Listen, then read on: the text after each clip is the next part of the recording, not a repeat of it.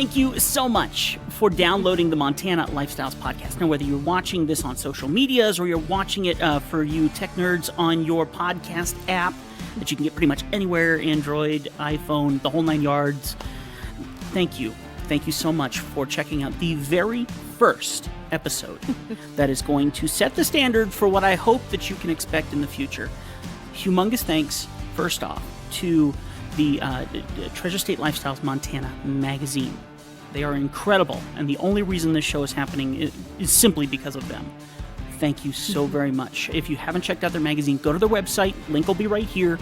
Go and see it. You will not regret it.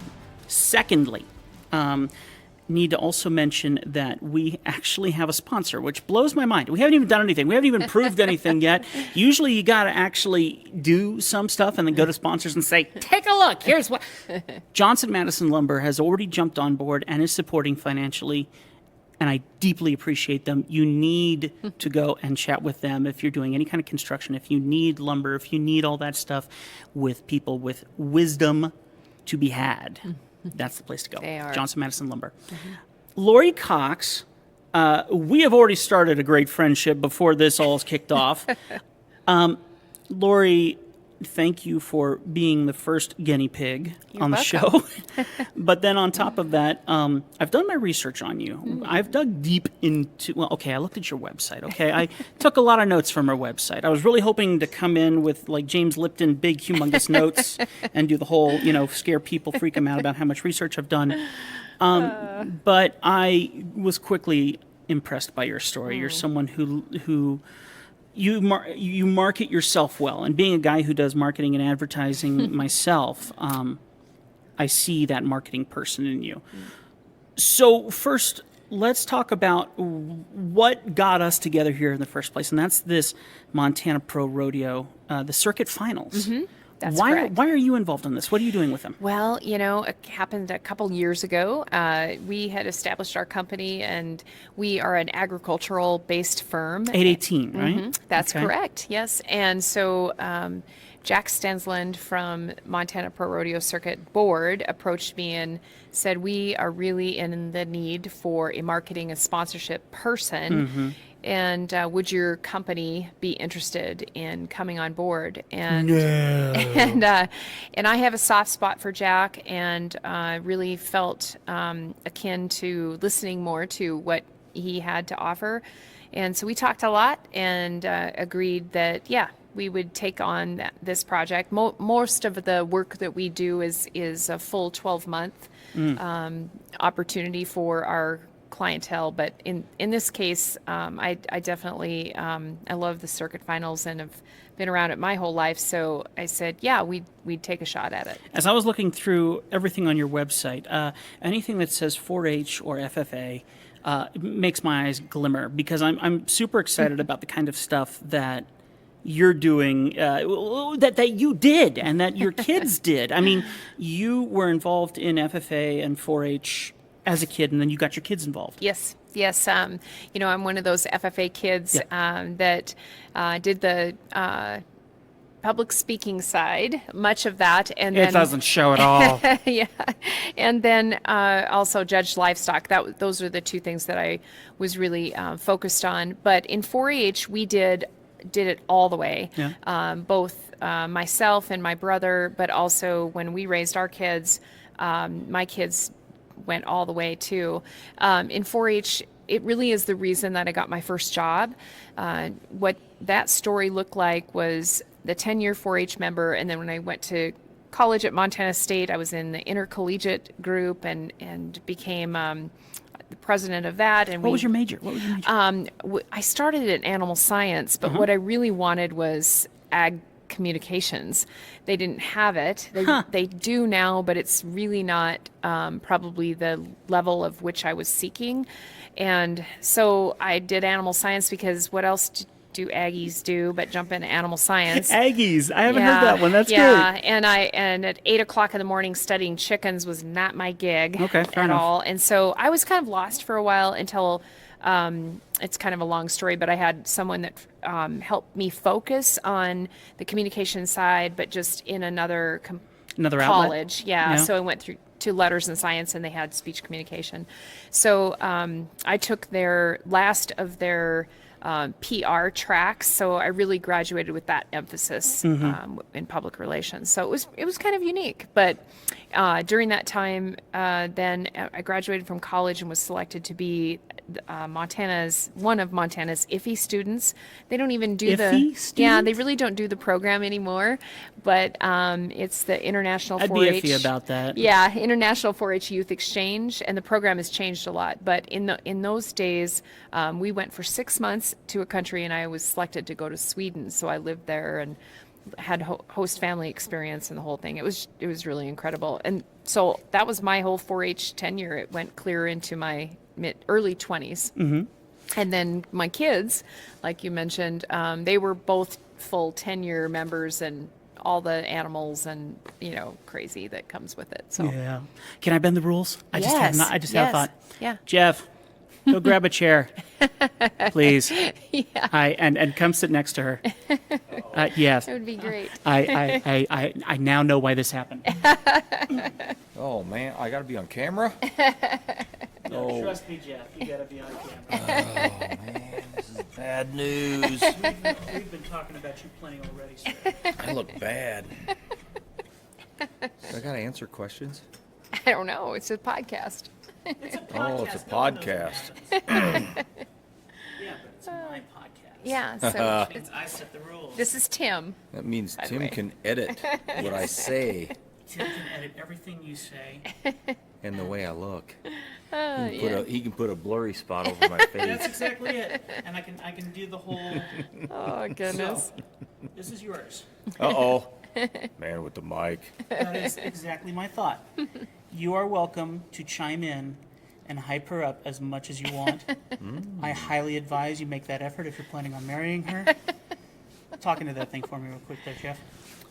Testing. 1, 2, 3. All right. Let me check with my... Lori's marrying me. It's Are we very sure cute. about this? That's really cute. Talk in there one more Well- time, bud. No, not really sure yet. I'll know for sure April 23rd, about 4:30 p.m. Plus or minus a few minutes. You see, now you're smart because you actually set the date. Let me go check the cameras now. But she's laughing. This is perfect. So funny. My goodness gracious. Okay. Oh, my blushing. Oh. Yes. Which is what I want. Okay. All right. We're not starting over. We're going to continue here. So Okay. here's what you're going to learn about me in this podcast really quickly. When bad things happen, there's always a reason. There's always a reason for everything. I've said that from the beginning. That's right. You need to understand, Lori and I have already spent an awful lot of time together tonight because we've already worked on this podcast once. One little button can mess everything up.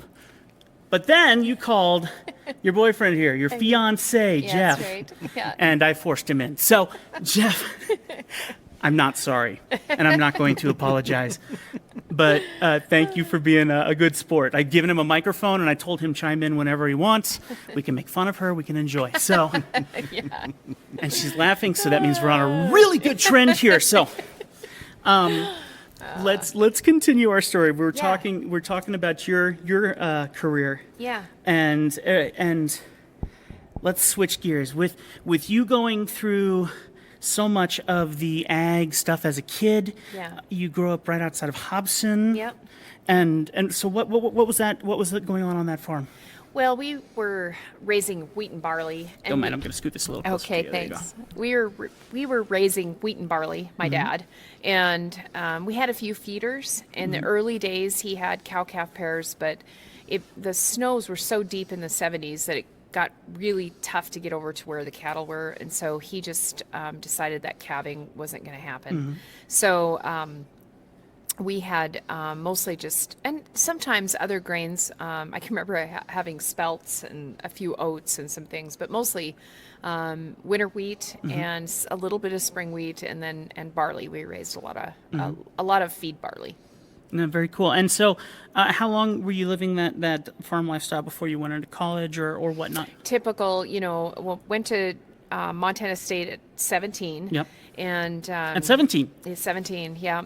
I was by far the youngest in our class, and I I think that was a lot because I had a grandmother who was a teacher, and she had us reading prolifically when we were very young. And by the time I was 4, we had to read the headline of the newspaper at 4. So depending on what the newspaper headline was, it was pretty challenging. So I think that really pushed us to have some academia early in life, long before there was much of a kindergarten or anything like that. So we were blessed by what we called her Grandma's sweetheart. So that's a whole nother story. But Brothers and sisters, I didn't ask you this before. Any brothers and sisters? brother, yeah. So he's a banker, and he has the reason that he's not on the farm and that Dad sold the farm. Oh, yes. Yeah, is because he has asthma enough that that barley dust, grain dust, it really, really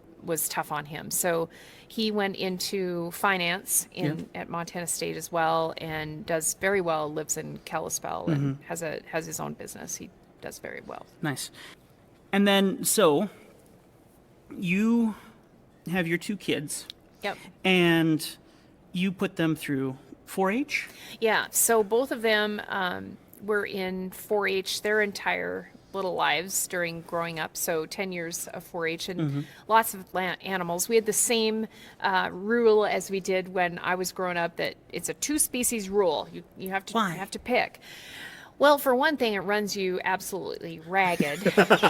As a parent, you start to question your sanity. You do it anyway, but like you really question your sanity if you have more critters than 2 species. And so, but it really helps kids become better stewards of their time. It helps them understand how to make choices, and they're hard choices because especially if you were like my daughter, she wanted to do it all. She would have had, oh my gosh, there was the year of the rabbits. She was just convinced she needed rabbits. And I was like, we're not having rabbits, and then chickens came and then no. And so having to get that across, that life is about choices, that's a great part of 4-H and why it's so valuable for kids. So that 2-species rule showed up. There was a time there they had 3, and then everybody got chopped down to 2. Yeah. So my daughter predominantly was horses and sheep, and she showed sheep all over the Northwest. We in jackpots, what they call jackpots. So they're open shows that are jackpotted money back for the winnings, and so it's not lucrative, but it's a lot of fun for kids. Yeah, it is. And so very much so can be in cattle and hogs as well. My son was more cattle and horses, and the horses didn't come till much, much later. He wasn't, like so many boys, just not very interested in anything but the cows. Right. So he always had heifers and was building his own small herd all through high school. Who was the most competitive? Oh, they're both. Probably my daughter. Really? Yeah, I think so.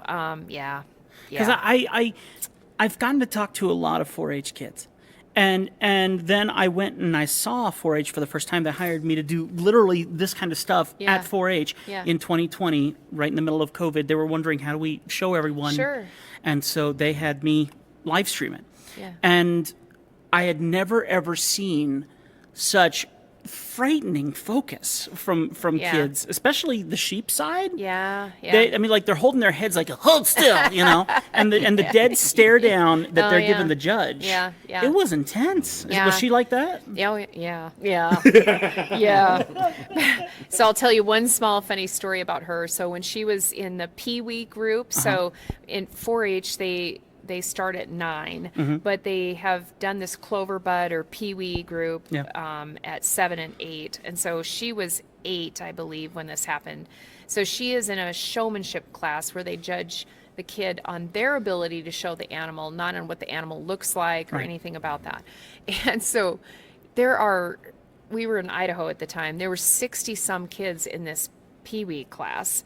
And she wins all the way up to get into what we call the grand drive, which is the big grand finale of the top levels moving up into that last rung of competition. And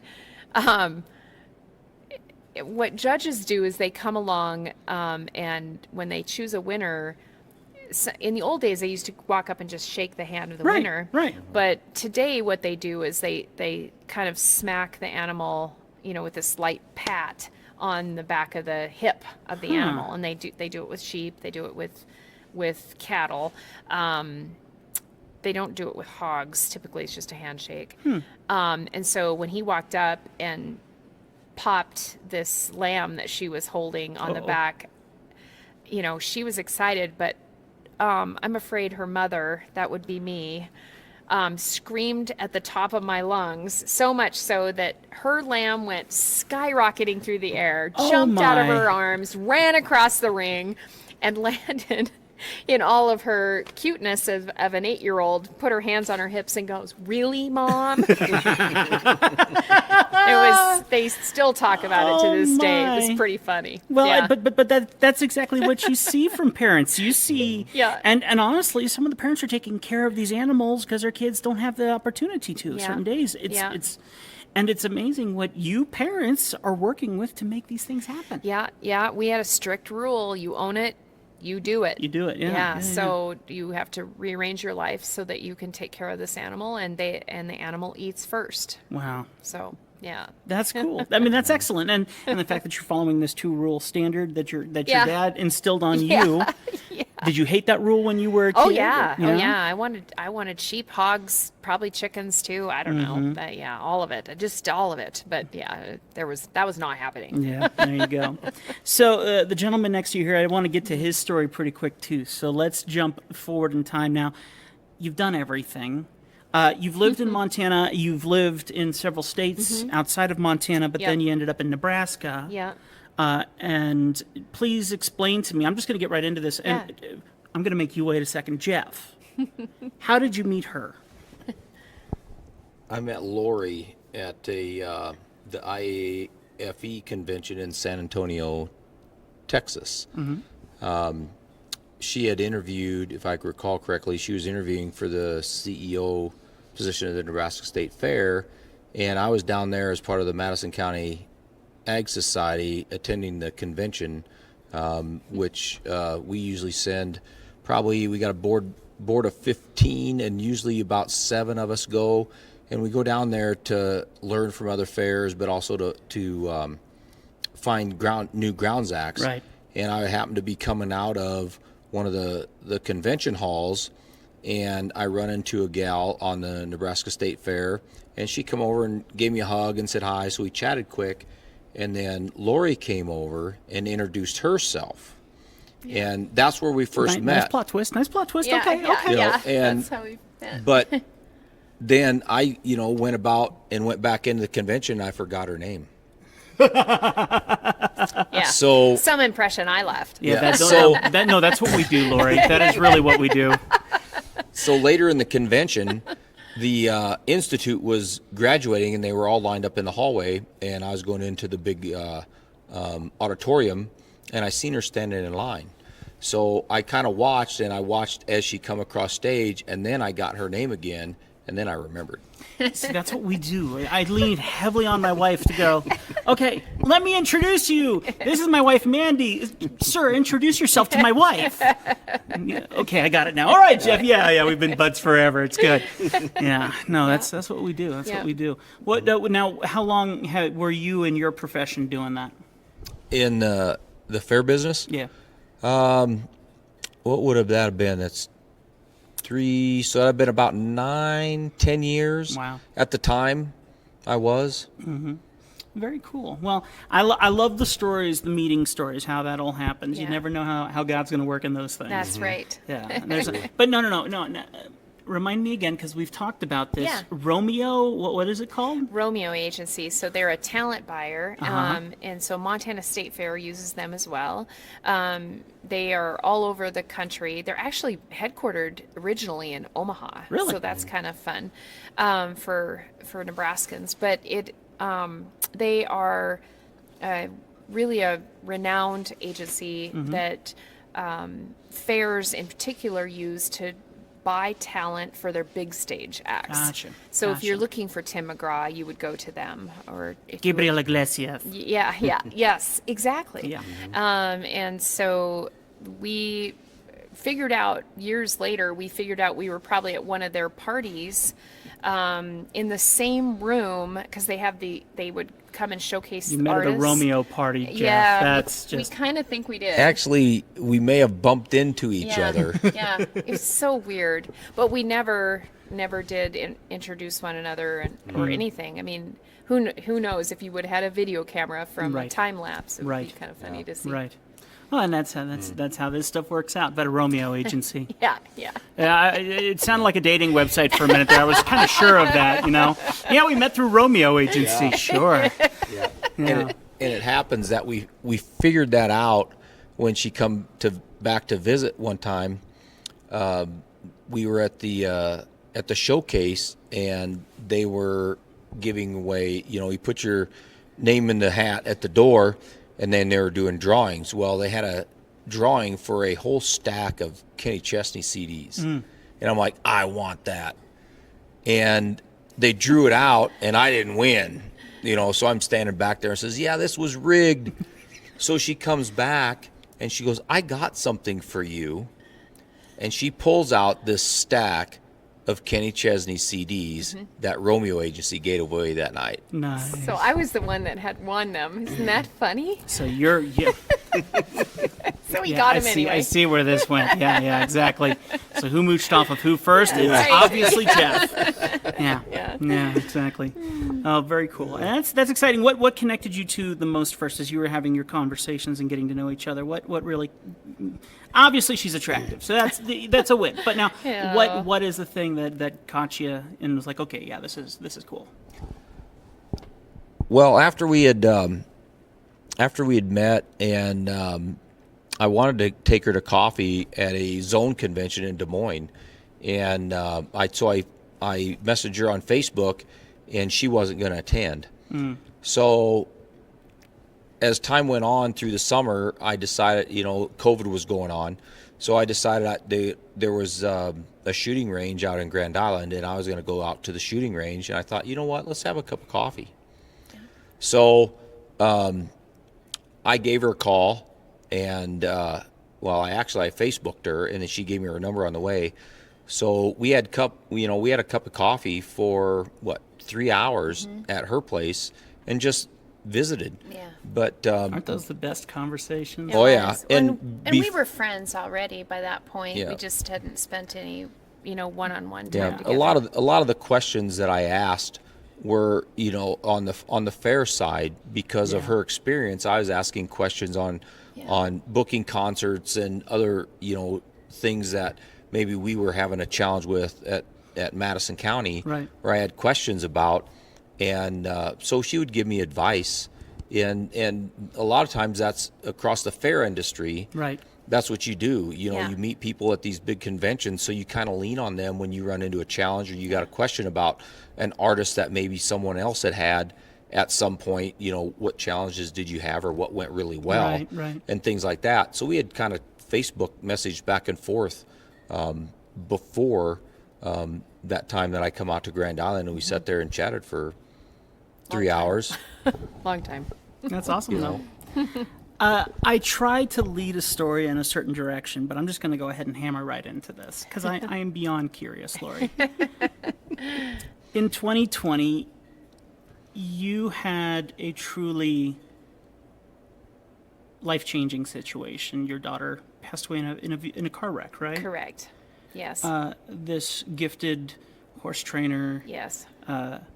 And she had a lot going for her, and she got in a wreck, and in 2020, it went about in 2020. Yeah. So it was everyone had a terrible year. Right? Yeah. 2020 was awful for so many, and we lost so many people to COVID for sure. But it started out in January. We lost my dad to Alzheimer's, which we knew. And I keep forgetting about that. This goes so much further than just your yeah. daughter. And we knew that was coming, but that was hard. And in the midst of this, I was at Nebraska State Fair with some deep challenges with the fair board there, and we were just trying to survive. We had come off of 2 years of Nebraska State Fair with the most unbelievable, nationally record-setting moisture in the country. So That'll spoil a few things. yeah, the Niobrara Dam had broken. They broke 6 levees, and this was all in the spring of 18. And my. then it just never stopped raining the whole time I was there. It was never. So to try to hold a fair in that kind of environment is challenging, to say the least. Yeah. And by the time we got to 2019, I literally had people kayaking through my fairgrounds because there was so much water, and we stayed open. But the numbers, actually, considering how bad it was, the numbers were probably better than you could have hoped. Were you at least able to sell tickets for the kayaks? Yeah, we should have. Yeah, it was quite the deal. So it was just a really challenging time, and the expectations of the board, of certain board members, I should say, were pretty explicit. And so we were dealing with all of those kinds of things. And then we went through some troubling things financially. Not only did we have troubles with not as many people attending, obviously, But within it was your own flooded. team. Yeah, but then within my own team, yeah, we had some embezzlement and some other shenanigans going on that I caught. And also with the help of some really studious colleagues, we got to the bottom of it. But And this is all within 2020. all in 2020, yeah, it broke all within, I was on top of that going into 2020, and then Dad died, and then we were figuring out this stuff. I mean, I was working 16 hours a day trying to come up with what was going on behind the numbers, and we did. And then we get to March, and the new board, they had removed all of the executive team in one fell swoop in February, and then in March the new executive team and board removed me, and so that was on a Friday, and then 5 days later my daughter died. So it was a bit of a hat trick to get through it. Oh. So yeah, and so then Was it bad things come in it was, threes? Yeah, it was interesting. So at that point I just wasn't really sure what to do. You just don't know what to do. Was this before or after you'd met Jeff? Jeff and I had met, but we weren't dating. Yeah. We were just friends in the industry, and so, as a parent, there's no term for losing a child. If you lose a parent, you're an orphan. If Yeah. you lose a spouse, you're a widow. But and I suppose there's a reason for that, because it's indescribable the amount of pain it is to lose a child. It's just, there really aren't words for it. So you just have to manage that grief and try to figure out what to do with it. It shows up every single day, and then you have to just figure it out. And some people, I have faith. I have faith in God, and I clung to Him every day. And I don't know how I would have done it without Him. And so I took some time and went back home here to Montana and visited family a little bit, and then went back to Nebraska, because at that point in time I thought that I would find my career footfalls somewhere in Nebraska. Right. And then it was just blatantly obvious to me that I was felt called to come home. Yeah. So then I came home that summer in June, and because of Dad's estate, there was a lot of work to do to help wrap up the estate. Yeah. And my brother and I worked on all of that, and that was the greatest cleansing for me. So I had this opportunity to flip some houses and do some of Interesting. that old contractor work Right, that I right. had once done years ago. And then Jeff was talking to me all the time at that time. See, and when we had coffee that day, I had no idea what the backstory was going on. And so we had talked for 3 hours, and then I found out that she had lost Landon, and then I found out also what was going on with the Nebraska State Fair at that time. And so What's going through your head? I'm just like, wow. I mean, when she started talking about some things at the Nebraska State Fair and Yeah. what was going on, I was shocked. And so we talked for about 3 hours, and when we finished our coffee and everything, And she just all of a sudden just like, I'm hungry. I got to get something to eat. You got to go. So when I walked That's out, a way to shove a man out the Which door. is so weird because I would never Yeah. normally do so that. But so when we got done and was we pretty got foggy. out to my truck, I had asked her, would you like to have another cup of coffee? And then she told me that she was going to come back home for a while, Yeah. and she'd be back in August. So I'm like, okay, I'll get a hold. I'm thinking I'll get a hold of you in August. Yeah. Yeah, So- it's already set in your mind. Oh yeah. So when she come back on Facebook, I happened to see a Facebook post. She goes, "Oh, I got my new plates." yeah. So then down underneath Bobcat there, plates, of Bobcat plates. So when I responded, I just responded, "That's a long way to go for a cup of coffee," Yeah. and I just left it Pretty at that. sweet.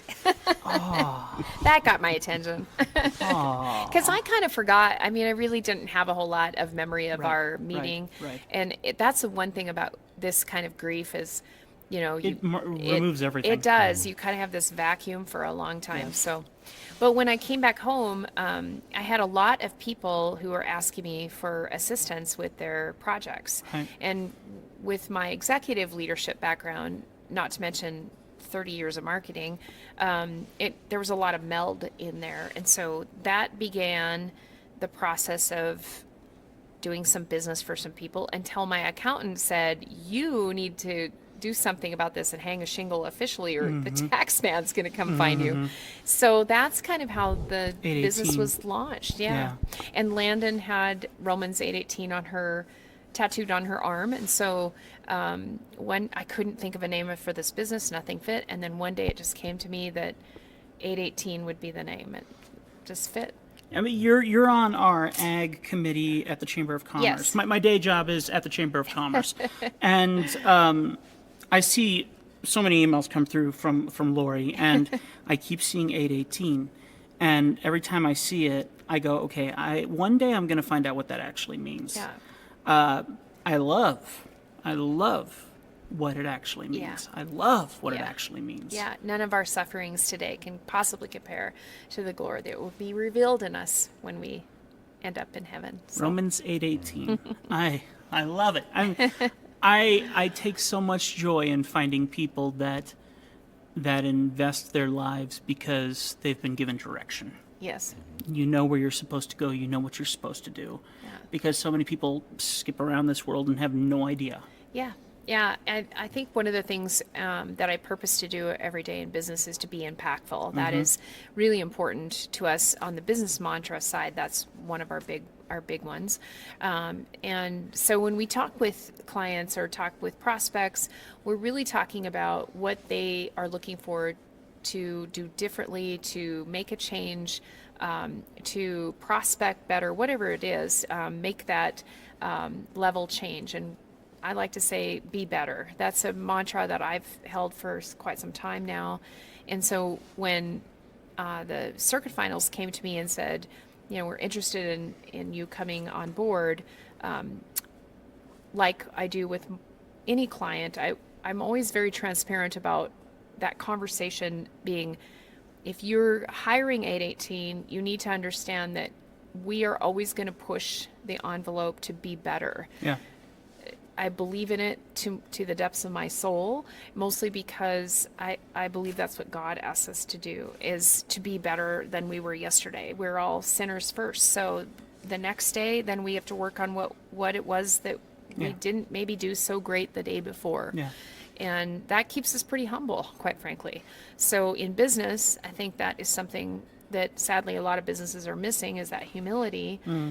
So I wake up every day and say, how can we be better than we were the day before? And of this client roster, what can I do to help them be better than they were the day before? The one thing I like, and I heard this from someone on YouTube, Demolition Ranch, if you guys watch any of that, or Off the Ranch, a guy named Matt. He says, what can I do today that's going to prepare me better for tomorrow? Yeah. I love it. I love it. And Yeah. when you live your life by that lifestyle, I started journaling this year and just writing an entry of, here's the things that I thought of today, that if I could do one today, it would affect me tomorrow. That's you know? awesome. And it's the right thing to do, and it makes me feel more prepared, you Yeah. know? And it's the right thing to do. It's the right move. And so I look at your profile, I look at your website, I look at everything, and you have this air of success. You have this persona of certainty and success in you. Let me change the direction of this. Sure. Jeff, I'm sure you saw that as well, until she was honest with you about what she's been going through. What was that like? You know, I was shocked when I found out everything that she was going through, you know, in Nebraska. What a laundry You know, list. oh yes. And you know, I sat there and I kind of went through the summer and we kind of touched base off and on, and through COVID, we canceled our county fair and we just had days for our show. So at the end of the year, I had these vacation days that I had to use by the end of the year, and I come across an extra one, and I just happened to think, you know, I wonder how Lori's doing. And Really we sad. chatted back and forth a little bit, messaged back and forth a little bit, but it was, you know, when I come out and visited her and then come out again and visited, it was amazing to watch as she continued to push forward in business and in life. Yeah. With everything that she was dealing with. Yeah. You know, woman of strength. I don't know what to say about that. Proverbs 31 woman. Proverbs 31 woman. Yeah. Well, we'll put that out there. How incredible is that? And I love, you see, this is the kind of stuff I want on this podcast. I want the story that's going to change someone else's life when they hear it. I want the story that when 20 years goes by and you accidentally find an audio file in your computer and you're going, oh, that's that time that weird bald guy interviewed me. And you get a reminder of what you were in the past, what you've come from, and who you will be in the future. I mean, just that's the stuff that's going to make this different. Yeah. That's exciting, and you two have a lot to look forward to. April? Is it April that you guys are? In April 23rd. Nice. Why April 23rd? Any specific reason for that day? Well, June got knocked out of the ballpark by another wedding, Yeah. Yeah. and so we just trying to find a date that would work to where, you know, my family could travel up from Nebraska. Yeah. And when you get into peak tourist season, you know, all prices increase. So we were kind of looking at probably earlier in the year than later in the year. Yep. But then you got to watch travel, and for some reason we got looking around, and Lori made the comment about because let's see, for my birthday she bought me Cody Johnson tickets in Omaha. Nice. So over Christmas, Romeo Entertainment Agency had 12 Days of Christmas, so I won free tickets to any concert that they put on.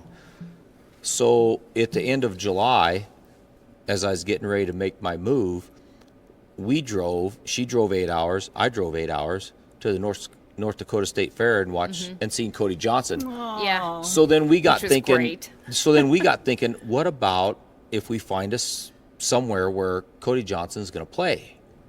And I think that's where April 23rd come from, because he was going to be in Arizona at that time. Interesting. And so we started looking at flights and how to get everybody there.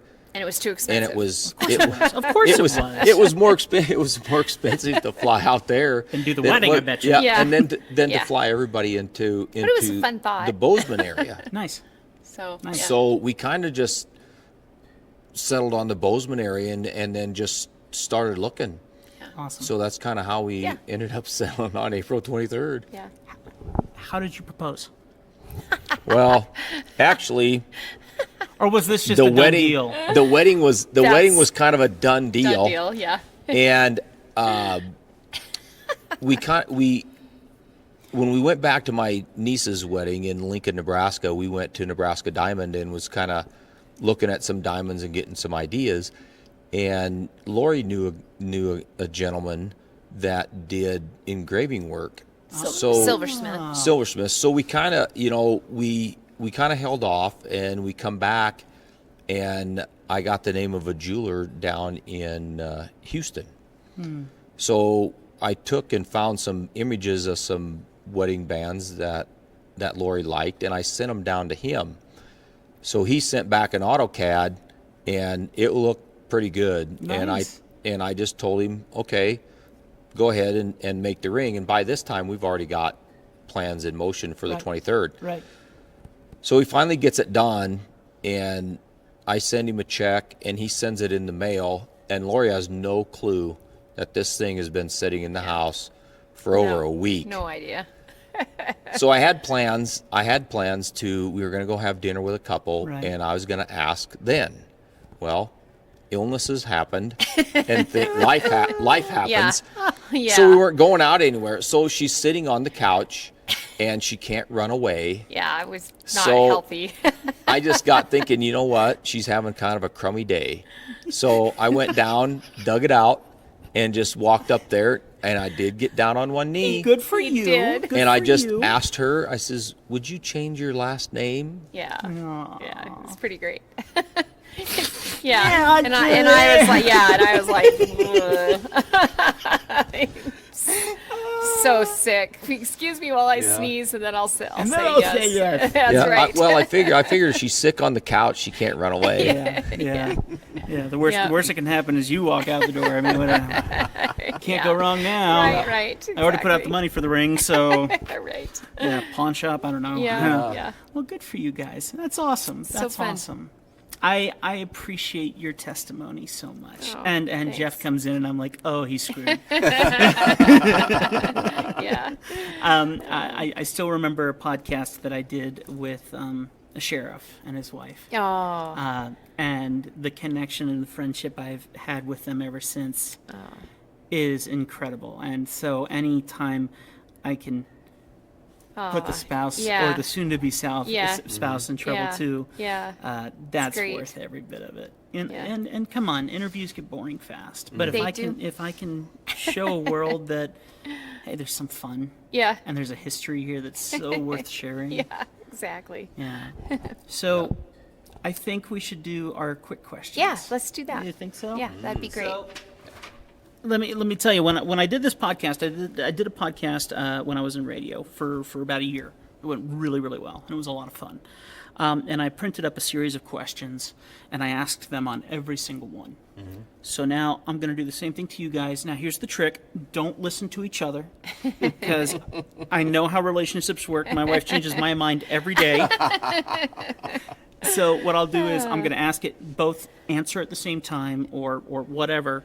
Let's see how you do now. These are quick fire questions, all right? First one is pencil or pen? Pen. Pencil. Okay, well, that's opposites attract. Cake or ice cream? Ice cream. Ice cream. Okay, never mind. When you go to bed, do you like it hot or cold when you go to bed? Cold. Cold. Good for you. My wife likes it hot. That messes up everything. She feels a little breeze and she's like, ah! I love you. Yeah. Chicken, beef, or vegan?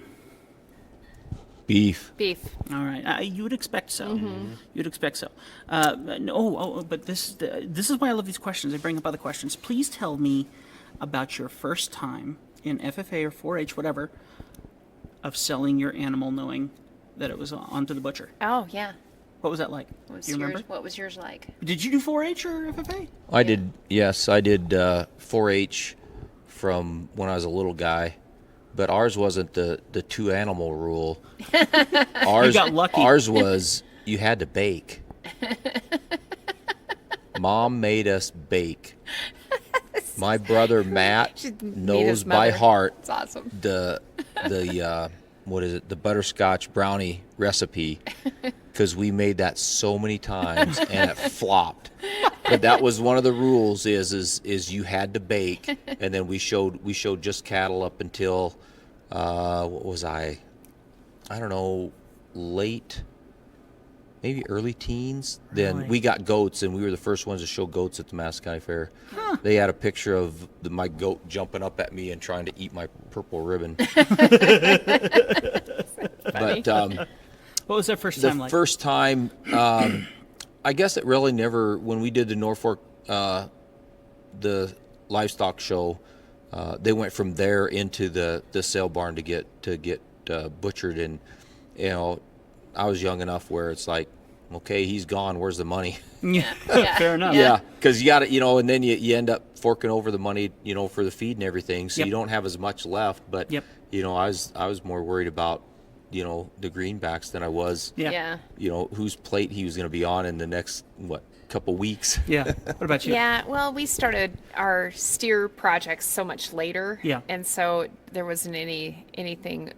But what I remember most was that my brother's 4 years younger than me, so we both had steers at the same time. And I just remember when he put his steer on the truck, he kicked it. He hated that steer so bad. Oh, really? And there was no love lost because that thing had drug him through the county fairgrounds for probably a good hour and a half, at least once a day. They weren't. We were learning a lot back then, and they weren't real broke. And so he was really happy to see. I remember that more than anything about those steers. What about your kids? What did they think? We had, they had lambs first. Yeah. We felt like that was they were my kids were little. Yeah. And not real big people. So we just thought that was safer to start with lambs. Yeah. And so there were lots of tears that first time. It's quite the pet. But my daughter, there's always a story with her. So I think it was the second year. She wasn't quite in 4-H yet. Lance, my son, was in, obviously first, he's older. And so it's Thanksgiving, and their dad has cooked this rack of lamb, and it's amazing. Like, it was amazing. And Landon leans over to her brother and goes, that's Fido laying there on the table. I can't remember the name of the lamb. And we were like, no, not talking about that. No. And just to make him upset, she did it on purpose. I can't remember the name. We'll have to ask Lance. But, and Lance was like, what? Grandpa bought him. And we're like, oh, then Grandpa gave him to us. And now we're eating him for Thanksgiving. Right? And she was so proud of herself that she got to bust his chops over that silly lamb. Oh, yeah. that's hilarious. Oh, yeah. Oh, that's great. Oh, boy. Oh, boy. Yeah. Character. That's the best kind of kid to have, though. Yeah. All right, let's keep going. Social or introvert? Social. A little both, but I'd lean probably more towards the introvert. Direct or passive aggressive? Direct. Mostly direct, probably. Yeah, okay. Let's see. Dreamer or doer? Go ahead. I'd say I'm a little both. Because if you don't have the dream, you're not going to do. Yeah. I'm the same. Yeah. I'm the same. Yep. Yeah, I'm the creative person, so thinking up things all the time, but I'm also really action oriented. So. Lefty or righty? Ambidextrous now. Oh, well, look at that. Yep. Yeah. That's a couple less. A couple Yeah. less than usual. Yeah. Oh, yeah. Yeah. Lost a finger. Lost the ring finger. Oh, boy. I'm a right-handed person, I guess. There you go. All right, and then let's see. Creative or analytical? Analytical. He very much is. Yeah. Creative, and then I have that analytic bug in me, which comes with the marketing. You got to be both to do marketing, that's for sure. Yeah. And then beer, wine, or other? Other. She's already Other. answered this. She knows. Yeah. She knows. Yeah. So what? Other. Tell me the Other. story on the other. Well, on the story on the other, it used to be, for me, before I met Lori, it was beer. Most always beer. And then once I met Lori, it's been a little more. She specialized your palate. Yeah. Oh yes, a little more on the Pendleton side. Yeah. So now I'm, we're kind of whiskey connoisseurs. Try out, Collect it. And different Try different. ones, and some are better than others. yeah. Yeah. By far. Yeah. No, Yeah. I haven't experienced that very much. All right. So 10 other questions here. If you could kill off any character from a current television show, who would it be? This is to connect to those younger kids, the younger generation. Now, let's get to the point. You mentioned this. I'm just going to jump right into this. Yellowstone. You watch Yellowstone. Yeah, we're afraid. You both watch Yellowstone? Afraid to say Yeah, it. Yeah, we both do. All Yeah. right, who would you get rid of in Yellowstone, Jeff? Oh, let's see. The list is long. Yeah. Well, that's a tough one because each one of them, plays their part there. Yeah. I don't know. If I had to get rid of one off the last episode, it'd be the little EPA gal or the environmental gal. Oh yeah, the environmental gal. Yeah, the one he bailed, the one they Yeah. threw in jail and then bailed out of jail. Yeah, yeah. And mine's Jamie. He's just notoriously bad. Oh yeah, I forgot about naughty him. Boy. I think in the next season, They'll give I him think it's he'll gonna be happen? gone. I think he'll go get- to the he'll train get- station. He All might right, go. the bet is on. The bet is on. Oh, to the train station, not to the border. Yeah, right. Okay. Right. All right. And now I'm going to ask this because I'm doing like little clips of this podcast. So this is talking about the NPRC coming up here, so Yeah. the rodeo. She has an opinion on who's going to win. I'm going to ask you, who do you think is going to win in this circuit finals? Don't look at her. I feel Don't look at- bad because she works with it every day, and I don't follow it the way I probably should. That's how marriage. You That's know, how marriage and but, relationships are. I'll definitely be watching the bull riding. Yeah. Yeah. Yeah. Most definitely. So, and you'll cast your vote on what she says, I assume, huh? Not unless I see a program. Yeah, Now, here's, right. here's a question: Right. Bobcats fan? I wear Bobcats T-shirts and quarter zips, but if I'm at the game, I got a Husker hat on. Yeah. There you go. Always Okay. will be a Husker. All right. Fair enough. Fair enough. Yeah. Yeah, and I would say Caleb Bergquist coming in, he's got a great story. He's only 22. Wow. And he's coming in as an all-around leader, so it'll be hard to take that away from him. He's got some strong monies under his belt already, so it's exciting to see how Caleb, he's so young and he's done so much already, and he's a rookie. It's his rookie year, so it's pretty unusual. So Wow. pretty neat. Very cool. I think we'll need to have a bet on this. Yeah, probably. Ooh, I like Kind of like the Gold Buckle Club. Yeah, that's right. Do the $5 wager. Yeah, $5 There you wager. go. I dig it. That's a good idea. Let's see. If you could make a rule for a day that the whole world had to follow, what would it be? Be kind to everybody. Yeah. I said this earlier. Now I can't remember what I said. We'll go with your gut instinct. I think everybody should have to probably take a day off together and have a giving day of some kind. You know, that we have National Day of Giving or something, but I think the whole world just needs to stop and pray together. Pray together and give something to someone. Sure. But Sure. an International World Day of Prayer, I guess I would There say. you go. Okay, Jeff, if you were about to get into a fight, what song is going to come on as your fight track? My fight track. Rocky. Yeah. Oh, all right. that's Fair good. enough. That's enough. good. Yeah, I would say something from probably Guns N' Roses or something. I don't know what song it would be, or AC/DC or something. There we go. Well, we're all 80s kids at some point, so yeah. Jeff, what is your first sign that someone may not be as honest as they look? I would say how they treat people. Yeah. I think that's going to be one of the key things, is how they end up treating people. I've always thought, I watch eyes a lot, and if their eyes are shifty, that bothers me. And then if they promise a whole lot of things right off the bat, you're like, yeah, something's wrong there. So did I promise you a lot of things off the bat? No, you didn't actually. All he wanted was a cup of coffee for Pete's no sake. expectations. Yeah, We that's had right. No expectations. That's right. When I flew out on December 10th, which was a Thursday, almost 3 years. Well, we that 2 was years one of ago. that was one of the things when we come out. We had no expectations of yeah. the weekend. I was coming out to see how she was doing, and we were just going to spend the weekend together. Yeah, just hang out, which is what we did. No expectations. What a wise idea. Yeah. What a wise idea. Yeah. Okay. I'm going to jump right to this one. Don't mess this one up, Jeff. What is the best decision you have ever made? Flying out on December 10th. There we go. All right, now I'm going to say not marrying your soon-to-be other. What's your best decision you've ever made?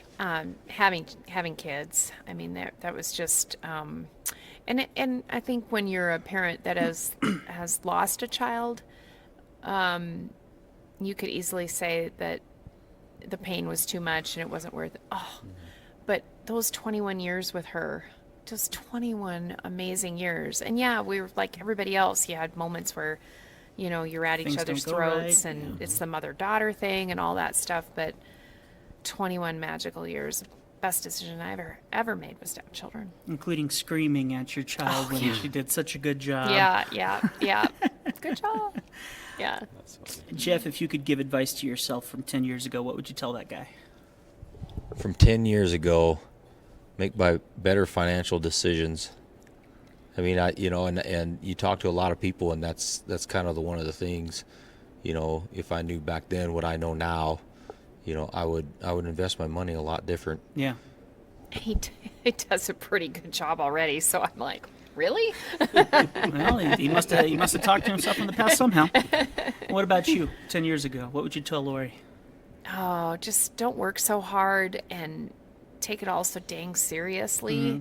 I put a lot of 14s in over my lifetime, and not just on the weekday, but on the weekend too. And spend time with your family and go have those hobbies and do them, with others. Don't be a slave to your work. It's crazy. Do you feel like you wasted some of your life? Oh, in yes. that? Yes, for sure.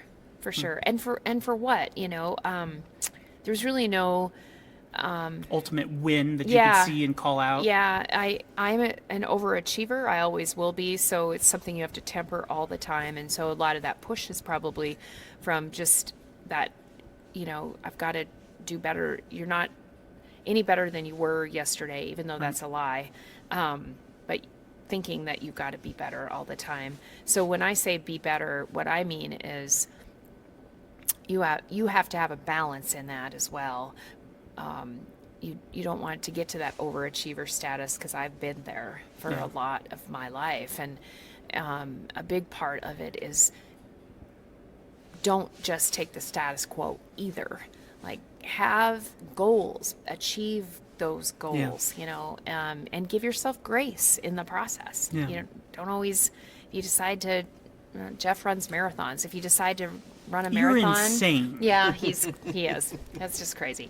And if he sets a goal of not making a certain time on a particular run that he has, he doesn't come home and beat himself to death about it. And he's really competitive. So, but if you set yourself up for those expectations and then you don't make them, then that leads to more misery than it's worth. Yeah. You answered this question already, so I didn't ask it before, but I'll ask this one now. If whoever's listening to this podcast decides to turn off this podcast after your next sentence, what do you want them to remember the most about everything you've said? What do you want them to remember? That when you get up every day, that you get up with purpose and servitude, that every single day you really should, I think you should try to find a way to be impactful. If there's nothing that I learned from my daughter's death, it was that every moment she was awake, she made a difference with someone. When she passed, after all that time, and still to this day, I have calls from all those 20-somethings who dearly miss her and miss her engagement with them, how she made them feel. She bartended for a while, so she could be bartending and someone would come up and she would make them feel like they were her best friend. And when she was training all those years, training horses, those people that would come and go from clients to when she was apprenticing for other trainers, they would just want to hang with her because of the way she made them feel. And I think that's the most important value that we can do is exude Jesus, exude that joy and love and compassion, all of those things that he, tries to get us to understand that that's a better way to go than all the other things that our world seems to be wrapped up in hate and nonsense that's going on. I don't like it at all. Jeff, do you want to try and compete against that? That's kind of Mr. Competitive. Well, you get up in the morning and you just, today's a good day to have a good day. And I've texted that to Lori a couple different times. But, go out there and when you're out there in your travels, it seems like everybody's always looking for somebody doing something wrong. Find someone doing something right and compliment them on them. Yeah. Because what you say to them that day, they may be having a pretty crummy day, and you come up there and you give them a compliment that can turn around their entire day. Yeah. And you brighten one person's day, it could, go on exponentially as you go on through the day. It'll make the world a better place. Yeah. I'll tell you this one. For about 10 years, I lived in Florida, and I worked at Disney as a caricature artist. I draw cartoons of It's people. so cool. And they're a ton of fun. So cool. They're a ton of fun. and here's the thing. I would spend the majority of my day making people laugh, having a great time, and then one person would be dissatisfied with that caricature. I spent my whole day making people laugh, having a great time. But when I left at the end of the day, was it the positivity that I was thinking about on the way home? Yeah. Absolutely not. Yeah. It was the one negative. Yeah. Yeah. And it makes no sense that Yeah. our brain falls into that pit every Yeah. time. I think that has a lot to do with how we're wired, but how Yeah. we're raised as well. Yeah. If we are raised by parents who encourage us to, the whole sunny side Yeah. aspect, Right. but who train us up to understand that there's always going to be that Yes. kind of commentary coming, Yes. but to be overjoyed with the rest of it. Yes. That is a critical component for new parents. If I would say anything to new parents is just, yep, well, it's interesting that person had that attitude about this or that, or that they felt that way. But really, in the bigger picture, what did you find that was so remarkable about your day? Every night when we go to bed, we don't do it every day, but we try, and this has been kind of a thing with my kids, and so we do it together. What was your best moment today? Yeah. Yeah. And then we reflect on, or what was your best moment this weekend? And we do that a lot. And that just helps lift you up out of that trash can that you sometimes end up in about that negative stuff. It just helps. Yeah, 100%. So I have a sneaking suspicion if I ask Jeff the same question, he might not say the same answer you have. So I'm going to ask anyway. Have you ever heard of Inside the Actors Studio, Jeff? I have not. See, I knew it. There's a certain kind of people that Yeah. seem to recognize that show. Yeah. So this guy, his name is James Lipton. This guy is like one of the best interviewers on planet Earth. He would come out in these interviews with literally a stack of note cards this big of all the research he did on the person he was about to interview. I did my best to do that with Lori today.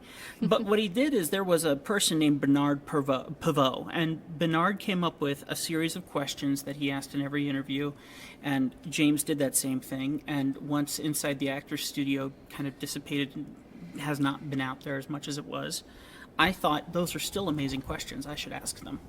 So I'll have you answer first, and then you, same idea. Okay. What's your favorite word, Jeff? Attitude. And you? Passion. Passion. What's your least favorite word, Jeff? Whatever. I can't. Yeah. Jeff, what turns you on creatively, spiritually, or emotionally? What gets you going? I think when you watch the underdog succeed. That's good. Yeah. Mine's probably on the back of a horse. riding the bob, being in the beautiful majesty that God created, Yep. our mountains and just, beautiful sunshine, rivers, all of that. Jeff, what turns you off? The negative attitude that some people continue to carry all the time. Yeah, that's Yeah. a big one for him. Yeah. Yeah. Mine is mine is probably the Eeyore concept. Like it's just gonna be what it is. Yeah. Oh, that makes me crazy. I've been banned from saying it is what it is. Yeah, I don't like it when he says that. I'm like, no. Yeah, doesn't count. Doesn't count. Can't take that one. Yeah. Jeff, what sound or noise do you love? I'd say when you listen to the water, when I go out hiking and you can hear the stream running across the rocks. Funny. That's hilarious. Yeah. No, you got to understand, folks, that we've already spent a whole hour and a half or so talking about these things. What's yours? Water, ocean first, but rivers. Yeah. The sound of the river and the sound of waves crashing on the beach. That's funny. All right. What sound or noise do you hate, Jeff? I'd say the annoying little yipe dogs when they're chasing you down the street. Yes. That's funny. Oh, mine is a grizzly bear, and if you hear one, then you're too close to one. Yeah, it's a little too late. Don't like them. Jeff, what profession, other than your own now, would you like to try and do? Other than my own, I think it'd be fun to be a professional hunter. Oh, That's yeah, fair. yeah. That's fair. That fits. Yeah. This is gonna sound old hat to most people because they always say this, but really, I sang for a long, long time. So, singing as on a stage for people Sure. to make people happy, that would be great. It takes a very specific kind of person to like to do what we do. Yeah. The reason why I personally am enjoying being back in this format is because I really awkwardly love being in front of the camera. Yeah. And I Yeah. awkwardly love talking to people about their personal lives in Yeah. front of the camera. Yeah. It's a very awkward, but our world needs people like Yeah, us. absolutely. That's why podcasts are so popular, right? We're weirdos, but we like it. All right. Now, what profession would you not want to do for any reason, Jeff? Grave digger. That's a pretty low task. Yeah. I think what I said earlier was a coal miner. Yeah. I just think the risk of it, those people are amazing, especially before safety and all that. Yeah. Just did not look very appealing. Jeff, what's your personal motto?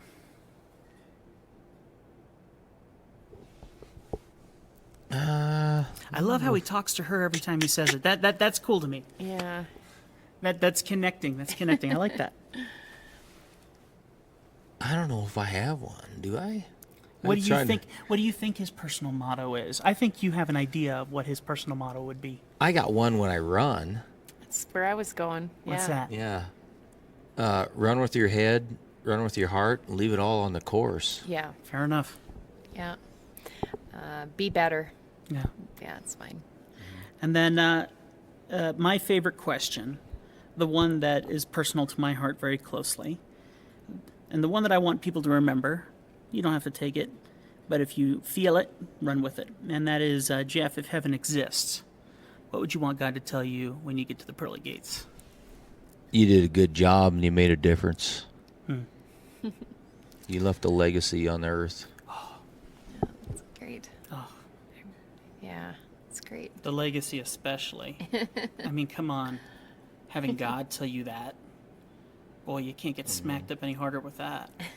He's got that. A lot comes from his family because his folks, when we were back at Easter time, his mom and dad had at that time, and now the number has changed. They had at that time 18 grandchildren Oh, my. and 18 great grandchildren, There's a legacy. and they were everywhere. And his mom's just crying because she's so happy, and this is what they do. They built this incredible family, so it was really neat. That's awesome. Yeah, I had no idea she was out there crying until Lori told me afterwards Yeah. because So happy. everybody's out there chasing the littles around, Yeah. hunting Easter eggs, And this is all your mom's fault. just back.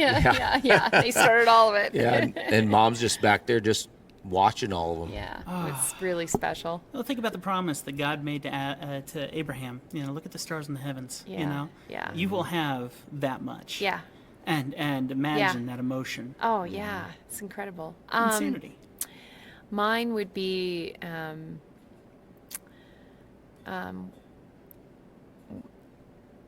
welcome, faithful daughter. Yeah.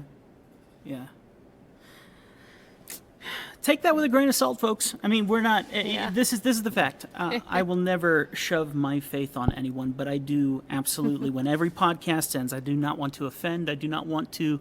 I'll get emails, I'm sure, one day. Hey, talk too much about whatever. But the reality is, I want people to know. When I die, my personal business is called Legacy Studio. Oh, My look parents at that. came up with that name, and I stuck with it. And so Legacy Studio. Oh, I love that. The exact purpose is, what legacy am I leaving behind? I love that. If this video goes out one day, I want people to know I'm imperfect, I'm a sinner, I'm an idiot, but I'm forgiven. Yeah. Yeah. Not by my doing. Yes. And if I can leave that even in the smallest way where people can recognize that, That's great. that's as simple as it is. And if I can and if I can bring positivity and laughter and joy into the world that is so full of negativity, Yes. that's what this podcast needs to become. So great. I think that's great, Tim. And so the Montana Lifestyles podcast, our goal is to show the Montana way of life. And I feel like that's really the Montana way of life. Yeah. People here, we got to have hard hearts to live in some Yeah. of this wind and some Yeah. of the how right. was negative 40 for you guys the other day? How was that? That was quite a thing. Yeah, that made my 7 trips up to the other shop kind of cold. Yeah. Just a little cold. Right. I think it was a little shocking for Jeff because he was, but it's a dry cold. Yeah. And he was like, I don't know. But I mean, that is the fact. I mean, folks down in Florida, because I used to live there, they had 20 degrees as we were dealing with negative 40 up Right. here. Yeah. And I would swear to you, I bet you it feels exactly the same. Yeah. Yeah. That bone chilling. Yeah. You know? Yeah. So, in any case, Jeff, thank you for being a victim. I've already had and I'm going to call her your wife. I've had a Yep. wonderful opportunity with your wife, and get to enjoy some time with her. And I love getting to see the other side of what makes her her. You've affected her in the past couple of years, Yeah. and she mentioned you quite positively. So if she mentioned you negatively, I'd be like, hey, can you go outside the room, sir? I mean, just around the corner, So thank you for sitting down and making this even better than it was before. It's wonderful. Yeah, it was fun. I Thank didn't realize I was going to come into this, but Well, the fact is now was she good. really owes you dinner. Yeah. Right. that's what I was thinking. Yeah, I think Yeah. so. I think we better go eat. Yep, absolutely. And thank you for your patience Oh, and you your bet. kindness. This is wonderful. Thank you, Tim. It's Yeah, been wonderful. absolutely. Folks, the Montana Lifestyles podcast, we want to keep you coming back for more. This is what we have to look forward to. Thank you so much for joining us. More coming. I promise you. The rodeo is going to be here Yes. in the next few days. Please go if you're in Great Falls. And more importantly, there's so many amazing people that you're going to get to see at the Yes. rodeo that will connect to your heart just like we connect here. It's a big Montana reunion. Yes, it is a ton of fun. Go and enjoy it. Humongous thanks to our amazing sponsors and also to the Treasure State Lifestyles Montana magazine for making this a reality. I can't thank them enough, and that's not an understatement. I think that'll do it. Thanks for watching. We'll see you next time, and we'll hear you next time if you're listening via our audio-only podcasts. Thanks so much for downloading and watching. See you next time. Bye, guys. That red light's still on! Yay! Yes! Did it!